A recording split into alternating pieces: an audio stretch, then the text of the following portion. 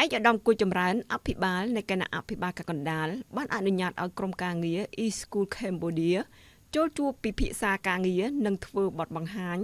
អំពីកម្មវិធីសិក្សាតាមអនឡាញ App e-School Cambodia និងថ្នាក់បង្រៀនកុំព្យូទ័រដោយឥតគិតថ្លៃក្នុងក្របខ័ណ្ឌខេត្តកណ្ដាលដែលរៀបចំធ្វើឡើងនៅសាលាខេត្តនារសៀលថ្ងៃទី26ខែមីនា ឆ្នាំ2025ក្នុងឱកាសធ្វើបទបង្ហាញអំពីកម្មវិធីសិក្សាតាមអនឡាញ App e-School Cambodia លោកឈនឈុនលេងស្ថាបនិក e-School Cambodia បានឲ្យដឹងថា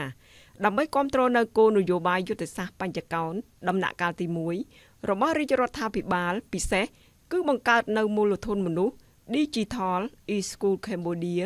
បានជំរុញការស្វ័យសិក្សានៅផ្ទះតាមរយៈអនឡាញជាមួយ App e-School Cambodia ដោយបង្ហាញទៅលើចំណេះដឹង Digital ដែល e-School Cambodia មានដើម្បីរៀបចំជាកម្មវិធីបង្រៀនកុំព្យូទ័រកម្រិតបឋមសិក្សាអនុវិទ្យាល័យនិងវិទ្យាល័យក្នុងគោលបំណងផ្សារភ្ជាប់យុវជនទៅនឹងបច្ចេកវិទ្យានិងជំរុញឲ្យយុវជនស្រឡាញ់ការសិក្សាបច្ចេកវិទ្យាទន្ទឹមនឹងនេះលោកសង្ឃឹមថាយុវជនអាចបង្កើតស្នាដៃផ្សេងៗពីចំណេះដឹង Digital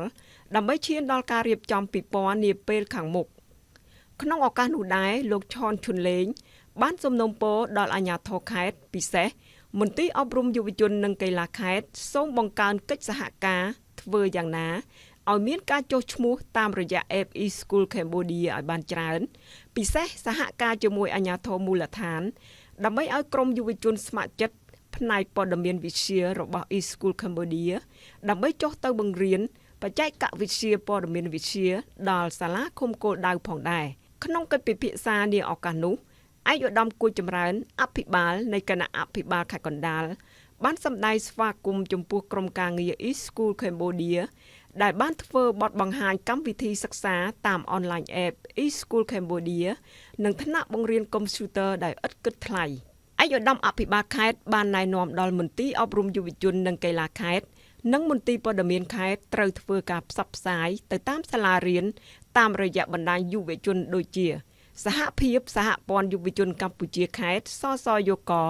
យុវជនស្ម័គ្រចិត្តកាកបាទក្រហមខេត្តយុវជនកាយរដ្ឋខេត្តនៅតាមវិទ្យាល័យនីមួយៗដើម្បីចុះឈ្មោះរៀនដោយឥតគិតថ្លៃតាមរយៈ App e-School Cambodia ឲ្យបានច្រើន។